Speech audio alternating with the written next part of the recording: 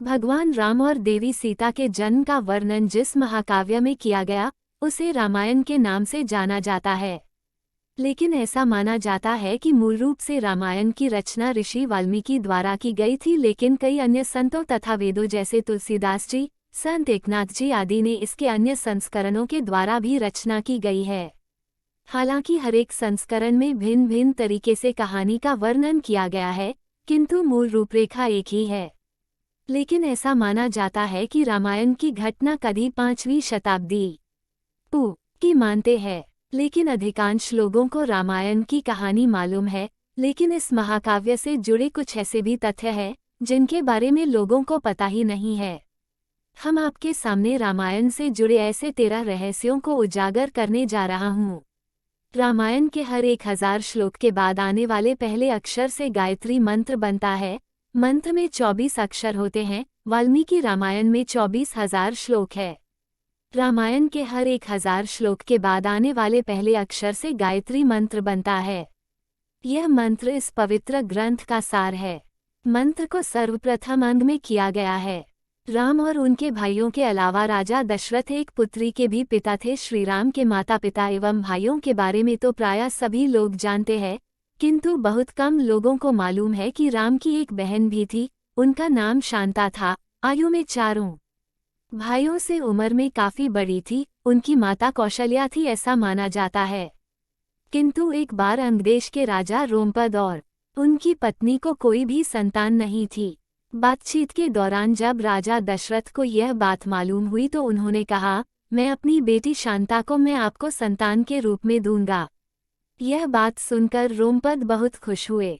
उन्होंने बहुत स्नेह किया और माता पिता के भी कर्तव्य निभाए। एक दिन राजा रोमपद अपनी पुत्री से बातें कर रहे थे। उसी समय द्वार पर एक ब्राह्मण आ गया और राजा से प्रार्थना की कि वारिस के दिनों में खेतों की जुताई में दरबार की ओर से कुछ मदद प्रदान करें।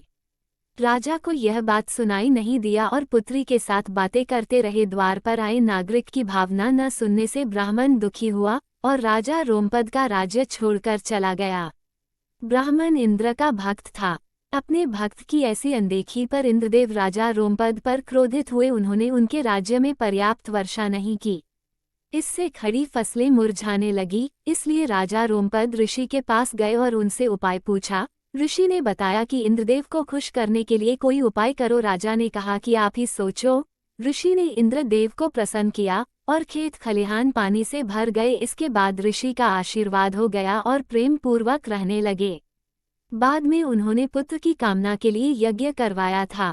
जिस स्थान पर उन्होंने यज्ञ करवाया वह लगभग 39 की दूर पूर्व दिशा में था और वहां पर आज भी उनके नाम की और उनकी पत्नी की समाधि बनी हुई है। भगवान राम विष्णु के अवतार थे, लेकिन अन्य भाई किसके अवतार थे? प्रभु राम को भगवान विष्णु का अवतार माना जाता है। आपको पता है कि उनके अन्य भाई किसके अवतार थे? लक्ष्मण को शेषनाग का अवतार माना जाता है, जो कि सागर में भगवान विष्णु का आसन है। जबकि भरत और शत्रु का भगवान विष्णु द्वारा हाथों में धारण किए गए सुदर्शन चक्र तथा शत्रुघ्न को शंख अवतार माना जाता है। सीता स्वयंवर में प्रयुक्त भगवान शिव धनुष का नाम हम में से अधिकांश लोगों को पता है कि राम का सीता से विवाह एक माध्यम था। स्वयंवर के लिए भगवान शिव धनुष का इस्तेमाल किया गया था, जिस पर सभी राजकुमारों को चढ़ाना था। लेकिन बहुत कम लोगों को पता था कि भगवान शिव के उस धनुष का नाम पिनाका। लक्ष्मण को गुदाकेश नाम से भी जाना जाता है। ऐसा माना जाता है कि वनवास के 14 वर्षों तक अपने भाई और भाभी की रक्षा करने के उद्देश्य से कभी सोते नहीं थे। इसी कारण उन्हें गुदाकेश के नाम से भी जाना जाता है। वनवास की पहली रात जब राम और सीता सो रहे थे, तभी निद्रा देवी लक्ष्मण के सामने प्रकट हुई। उसी समय लक्ष्मण ने निद्रा देवी से प्रार्थना की कि ऐसा वरदान दो जिससे 14 वर्षों के दौरान हमें नींद न आए और वह अपने भाई राम और भाभी सीता की रक्षा कर सके। निद्रा देवी इस बात पर कहा कि अगर कोई तुम्हारे बदले 14 वर्षों तक सोए तो तुम्हें यह वरदान प्राप्त हो सकता है।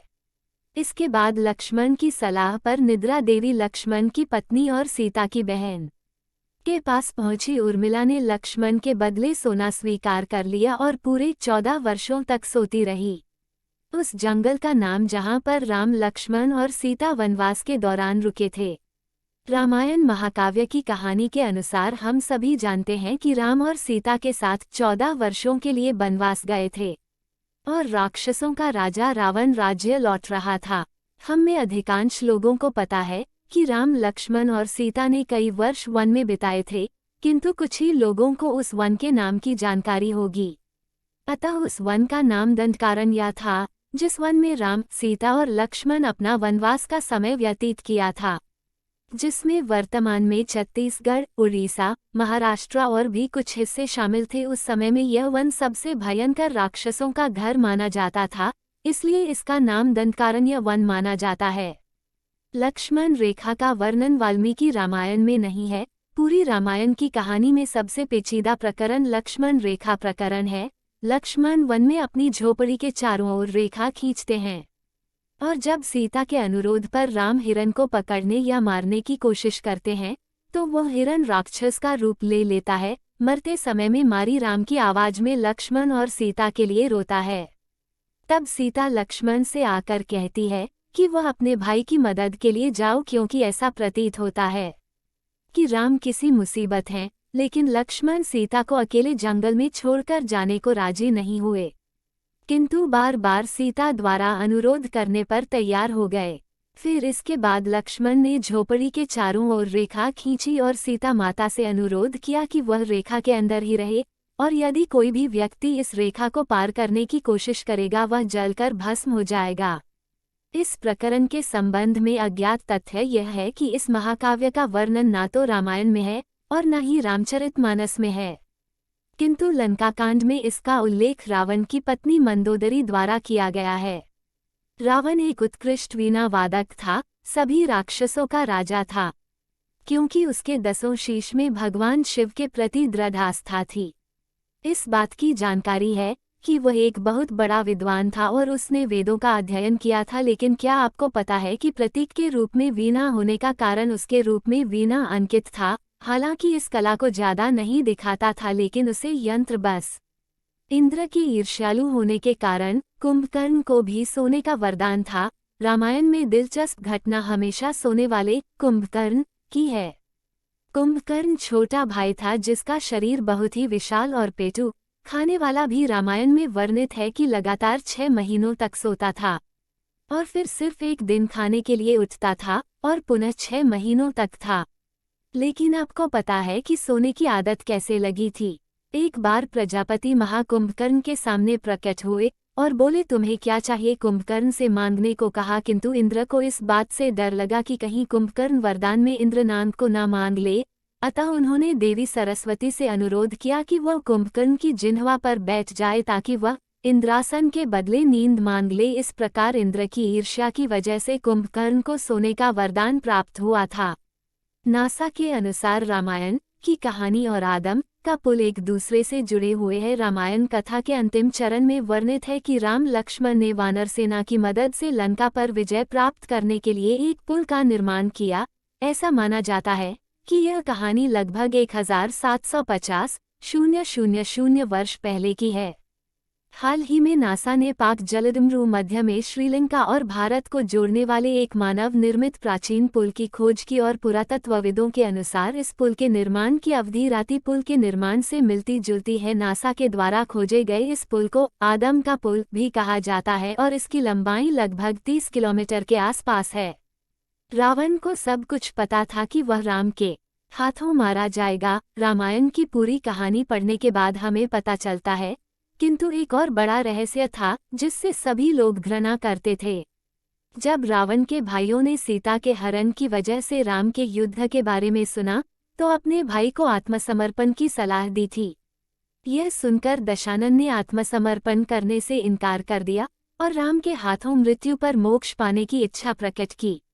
उसने कहा कि अगर राम और लक्ष्मण सामान्य इंसान है तो सीता मेरे पास ही रहेगी, क्योंकि मैं आसानी से उन दोनों को परास्त कर दूंगा। यदि देवता है तो उनके हाथों से मृत्यु पाकर मोक्ष प्राप्त करूंगा। आखिर क्यों राम ने लक्ष्मण को मृत्युदंड दिया? रामायण में वर्णित है कि श्री राम न चाहते हुए भी जान से प्यारे अपने छोटे भाई लक्ष्मण को मृत्युदंड दिया था। आखिर क्यों भगवान राम ने लक्ष्मण को मृत्युदंड दिया था? यह घटना उस समय की है जब श्री राम लंका विजय के बाद अयोध्या लौट आए थे और अयोध्या के राजा बन गए थे।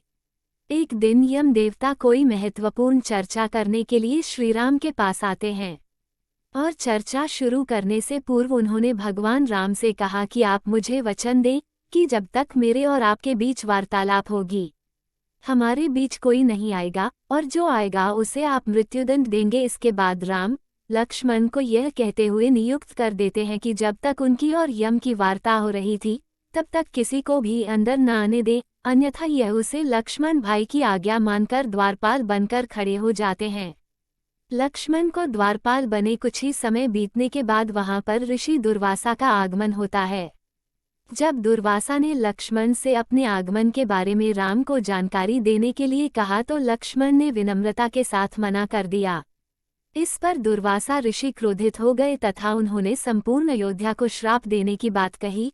लक्ष्मण ने शीघ्र ही यह निश्चय किया कि उनको स्वयं का बलिदान देना होगा ताकि गायों को ऋषि के से बचा, और उन्होंने भीतर जाकर ऋषि दुर्वासा के आगमन की सूचना दी।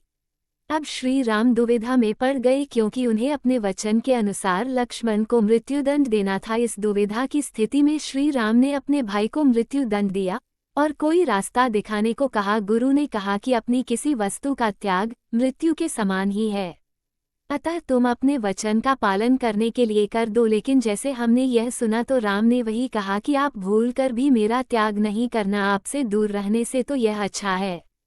मित्रों, कहानी अच्छी लगी हो तो लाइक और सब्सक्राइब करना ना भूलें। धन्यवाद।